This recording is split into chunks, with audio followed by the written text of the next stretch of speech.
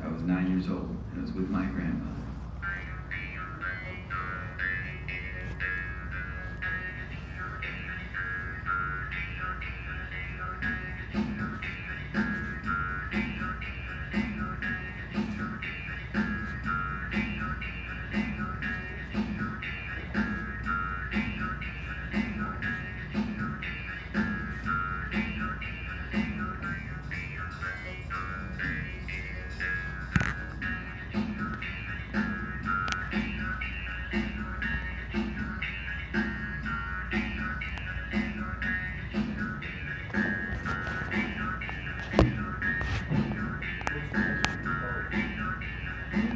Wine is a liquid that can speak of a place, it can express feeling, and it does so in a way that elicits chills your spine.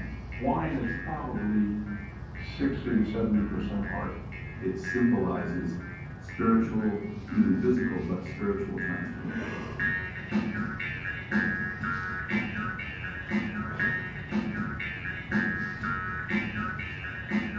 It really is a universal connector of people, and I think that's very cool. We feel very connected to not only the earth, but also the history. There's so much to learn. Never stop learning. Never stop learning.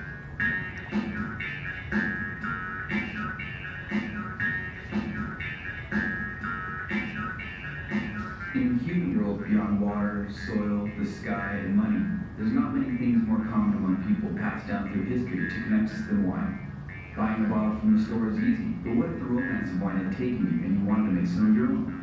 I'm Rob Defoe, and this is my journey making my first wine, what I learned, going from ground to glass.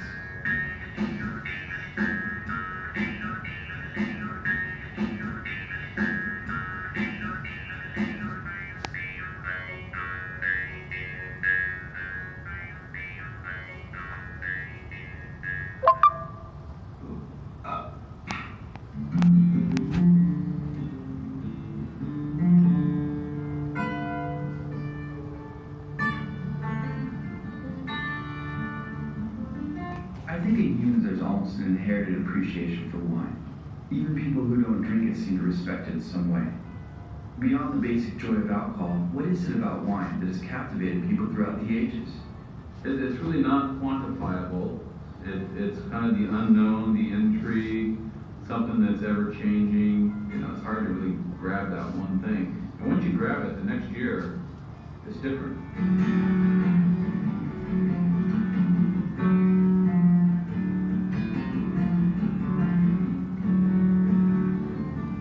I love the diversity of it, and I love the connection with people in the world. So it's not just a 9-to-5 job. It's a lifestyle. There's just this mystique about wine. You're tasting the regionality of where the grapes were grown.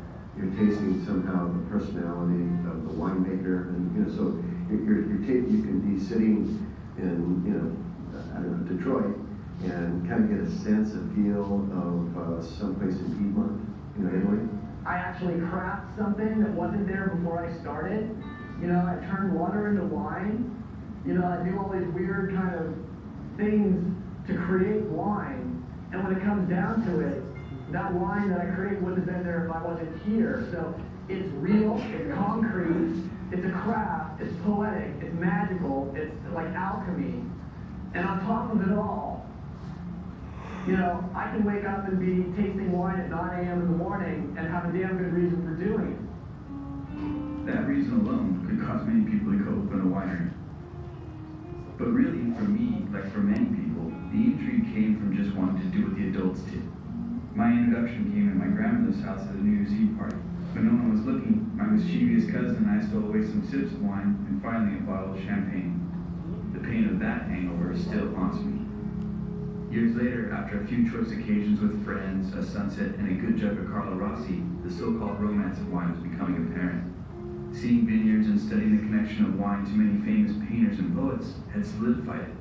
After moving to the San Ynez Valley in Santa Barbara County and being surrounded by vines and the vibe of wine, it wasn't long before I knew that I had to find a way to make some of my own. Looking into it, I really had no idea how I could pull this off. First of all, like most people, I was oblivious to what making wine really meant. From what I had seen, you pick the grapes, pretty village women stomped on them, you put the juice in a barrel, then everybody sat at a big table, sang, drank, and ate cheese. So besides lacking the basic knowledge of the process and all the chemistry involved, at the time I had no extra money for the gamble of winemaking. Furthermore, I had no vineyards, proper facilities, or equipment. Then on top of it all, my big plan was to film and document the process so I could make what would ultimately be my first movie. Being the time before the hit movie Cypress had come out, everyone around me seemed to think I was a bit nuts, but I couldn't see why it wouldn't work. Still, I knew I was going to have to be crafty and have a heavy dose of luck if I was ever going to make this happen. In starting the research, soon I found myself wondering about my upcoming epiphanies, challenges, and mistakes. It made me think about the many winemakers who had done this before me, from ancient times to present. People whose passion defines the craft of winemaking, people who have pioneered areas and methods, and people who have veered completely from a chosen career path to devote everything to wine and the lifestyle that surrounds it. Like them, getting started, I couldn't know how my wine story would end. How would it happen? Could it happen? Would I fail?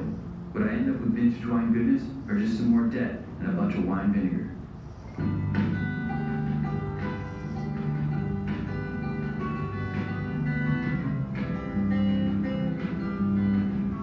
Starting from scratch, it was June, and from what little I did know, harvest was only a few months away, and I didn't want to miss another vintage.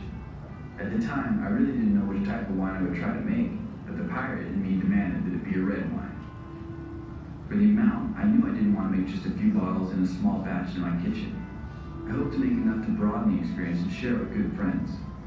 Considering the monetary risk along with my ignorance of the process and the chemistry involved, I knew I was going to need to find some kind of knowledgeable citizen to guide me through if I hoped to have any success at pulling this off, and that was going to have to happen fast. Luckily for me, my portfolio of photography had a picture of a friend of mine in an alien suit that caught the attention of Christopher Weir, the marketing director at Firestone Vineyard. Soon, he gave me a couple of photo assignments and introduced me to the Firestone family. The Firestones have been in Santa Barbara County wine right from the beginning. By the time we made the first wine, I had invested about as much money as I had in the world and 3 years of my life in the project. And opening that first wine and finding out that it was drinkable was a very big moment in my life. We didn't know what we would get. Andrei Chelchuk, who was our consultant, said we would make good wine, which varieties and how good, we couldn't tell until we actually put it in the bottle. Meeting Bruce and Kate Firestone was my first exposure to the quality type of people there are in the wine industry.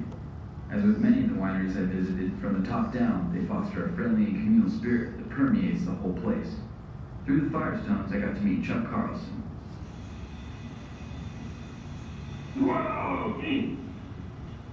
Chuck is a cool character. He's a winemaker for Curtis Winery, where they focus on varieties like Syrah that are considered Rhone varietals because of their success growing the Rhone Valley region of France. My foray into the wine industry is growing up in a little town called Reedley, and that's where Christian Brothers had one of their facilities back in the 60s and 70s. And we knew a lot of the people that worked there, and I had met Brother Timothy and the head manager of the plant there and their head brandy maker, and that's where they made all their Sacramento wines. And so my family became good friends with them, and I enjoyed seeing what they did. They had science and agriculture, processing, and they made this beverage. Chuck has been working with Syrah since the early 80s, where at Zachary Mason Winery he worked alongside future stars such as Ken Brown, Jim Clendenen, and Bob Lindquist. Definitely, there's been a lot of people that have kind of gone through the school of Zaca Mesa. People have ended up all up and down the coast. In the wine industry, in a smaller winery, you do many, many things. And it was a great educational experience for me because you learn all these things that a lot of people are not exposed to at a bigger facility. Knowing that he was a sailing lad and up for any adventure, I asked Chuck if he would help me to make my wine. I was half surprised when he said yes. That's the type of guy Chuck is. When I see you cry, every time I leave, through your veins to your eyes, you don't believe I'll come home. So things were looking good. Maybe my idea wasn't so crazy after all. Quickly, that excitement fell away as reality took hold. Chuck was in, but now it was July. Harvest was coming fast. I still needed to find grapes of good quality that were available, the funds to buy those grapes, and then the barrels to put the wine in. After hanging out in the winery a bit and talking to Chuck, Syrah seemed like the smartest grape to shoot for, and 2 barrels worth looked to me to be the right amount, as I thought if one barrel went bad, I could at least have the other barrel to commiserate with. Chuck told me I would need 1 ton of grapes for enough juice to fill the barrels and have some wine left over for topping the barrels. At $1,500 to $3,500 for a ton and about $600 for a new barrel, this overtaxed American was going to need some more of that good luck, and maybe a good connection. Then one day while working at a local ranch, I miscalculated a bit riding the ATV and got the connection I guess I needed, that being my face with a fence post at about 20 miles an hour. So, with a gaping bloody wound, I met Dr. Wolfgang Hallow. As he was stitching me up, somehow we got on the subject of wine grapes. It just so happened that he had an organic vineyard on his ranch in the heart of the valley, and that just happened to be made up of mostly Syrah. Somewhat delirious from the impact and all the medication, I told him about my idea, and to my surprise, by the time he sewed the last stitch, we had a deal. I would work his harvest and trade for a ton of his Syrah. Coming from a winemaking family, which means cultivating, means close ties to the earth and working with earth.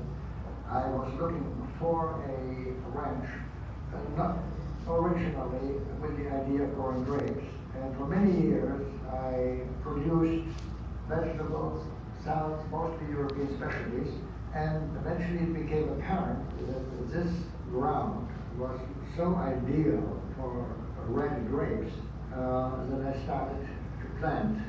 Wolfgang's ancestors have been making wine in Switzerland under the Hallow name since 975 AD, so wine is really in his blood. He planted and personally maintains his vineyard made up of Sangiovese, Cab Franc, and Syrah, or Shiraz if you prefer the Persian name that refers to the grape's believed origins. That is about 9 acres over a whole territory of about 18 acres. I suppose it is the same for any grower of things. It is just an enormous satisfaction to see something grow, whether it is flowers, vegetables, grapes, something which you have planted. That is one of the basic instincts of man. There's one rabbit, or maybe it's 2, living here, and you don't want rabbits. We almost got it. It was so close every day. Of course not. There's a lot of fun teasing him. Incredibly, it was all really happening. Now I had my grapes, and good or bad, I was going to make some wine. Soon I found myself in vineyard after vineyard, being struck by my reverence for the vines. This is the place where the wine is made, berry by berry, and where a winemaker works hard to coax and develop the perfect grape that hopefully can be transformed into a wine to be remembered. You know, you really need to look at vines and just think about vines for 5 or 6 years to really understand how they grow, what their nature is, and what they're going to do. Then you can start to project out what they're going to do based on what you do. Where do you put the buds? Where do you put the corda?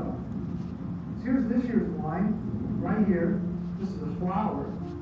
But if it goes through pollination and then sets, you'll have a cluster of Syrah and make this year's wine. But next year's wine is in these buds, right here. So things that we're doing now is also with consideration for the 2006 harvest.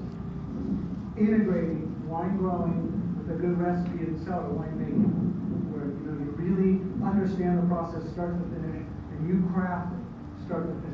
In the 20 years that I've been farming wine grapes, it's not getting any simpler. There's not a set number of rules that we follow.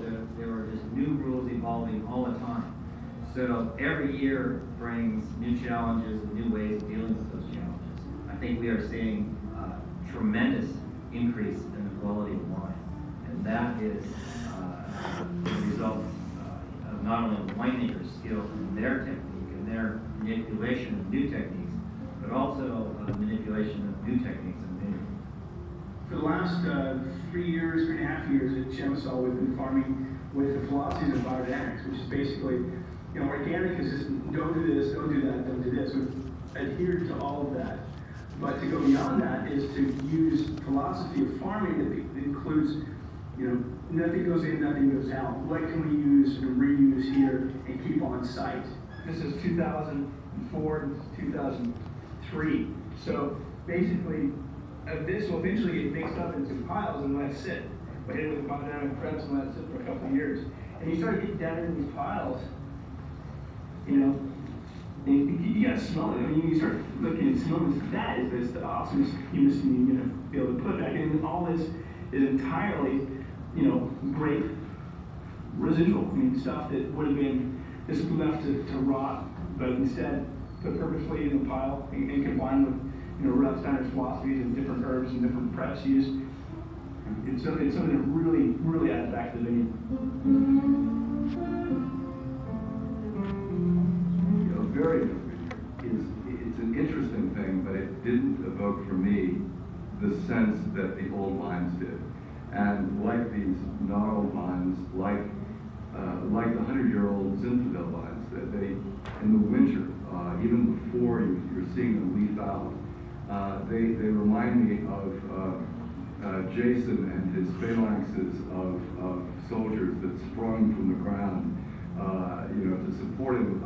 They look like that. They're in these perfect rows. There's no wire, and they're these gnarled vines with these arms reaching out. For me, that was magical, and I think everybody who really is trying to make some of the finest wine has sat or slept or spent time quietly alone in their vineyard, really taking in what that place is all about. And for me, that's at the heart of what we're doing and where this all comes from. When wine is done well, it has an essence of place. When you taste it, you can taste somewhere. It says something about somewhere. I think wine is that time capsule of time, place, and people.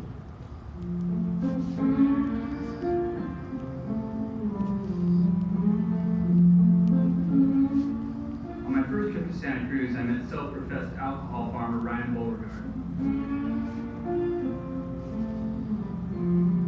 Ryan's a cool guy, and he and his father Jim grow distinct and beautiful wines high in the local mountains.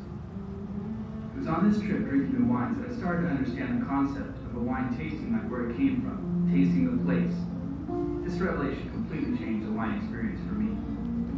The French really figured out with the AOZ, showing where things come from, and we took it a little farther by, doing vineyard designates in different appellations, and some wineries even doing, block designates. It's kind of neat, really showing where the grapes are from and who farmed them, giving them credit for it. That's really where the wine's all made. Like I said, things you can do in the wine are really minimal. They can do cold fermentation, they can buy new oak, but everybody else can do that too. But when you get out there with your farming, that's when you kind of show what you can do that other people can't, which really comes out in the final product of the wine. The emotions of harvest are hard to describe. Everybody's completely ready, yet no one's really quite ready. This is a time when nature relinquishes all its hard work to the winemaker.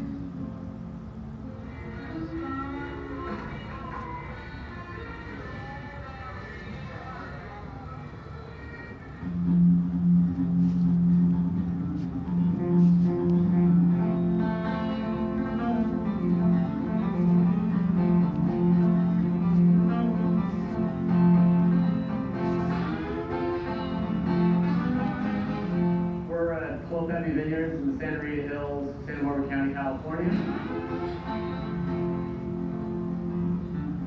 What I'd say is can't get any better than this so far. I mean, we'll probably, I'm guessing we got another hour and a half of fog, and we probably got another 3 hours of picking maybe. So, when all this stuff gets in the shade, as soon as it's picked, the fruit right now is probably around 58, 59 degrees, which is absolutely optimal. Pinot Noir, Chardonnay is the focus here in Santa Rita Hills. We've got 28 acres planted in grapes. We've got 24 acres of Pinot Noir with 4 different clones, and 4 acres of Chardonnay, 2 different clones.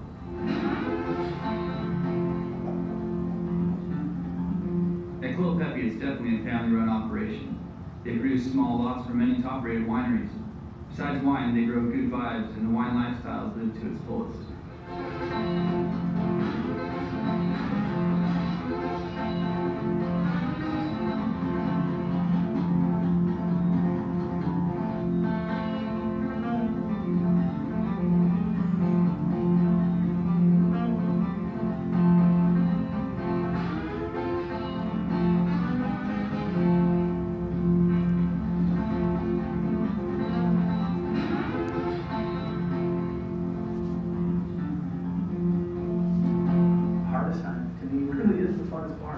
Because it's that time of the year where things are critical.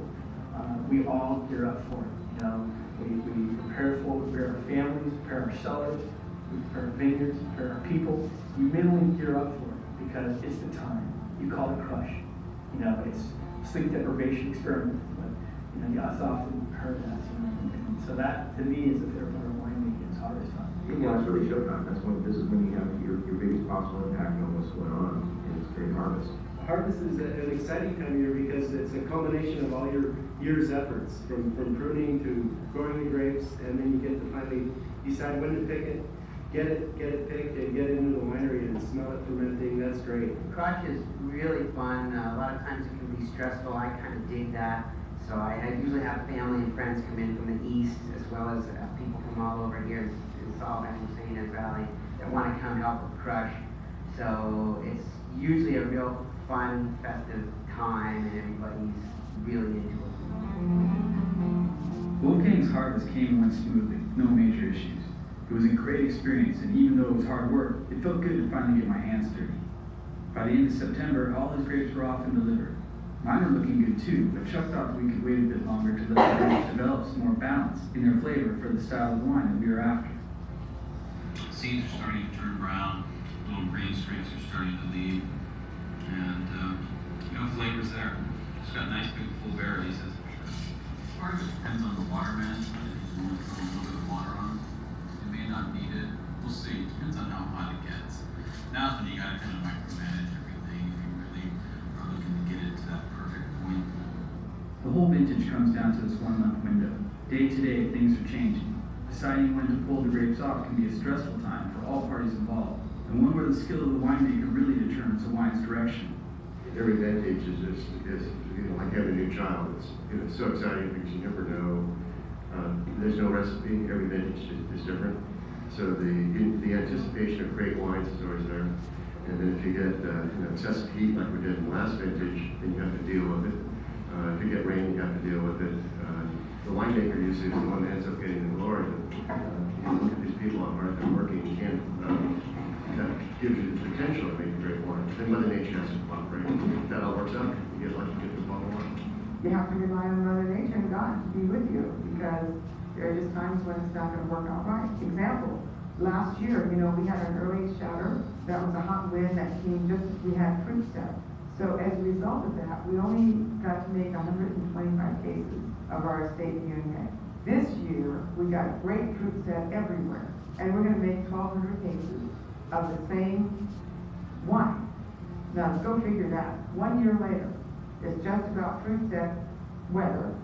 1 year you've got shatter, the next year you've got great fruit set. Every year is different. Mother Nature has control. And the nerves in the stomach going around and around at harvest time. And you're looking at the sky and you're saying, oh, it's so beautiful today. Oh, it's good. And then you listen to the weather report, you hear there's going to be rain, and you go, oh my gosh. So it's a living product. Just as Chuck Orban said, Mother Nature's in control. And when it finally came down to the window for me to pick my grapes, each time we planned the pick date, the weather would change. 5 times over 3 weeks this happened, then finally the heat came on fast and we had to get the fruit off the vines. With such little warning, none of my friends could make it. Luckily, my cousins Darla and Truman showed up to share in the experience. It took all day, but we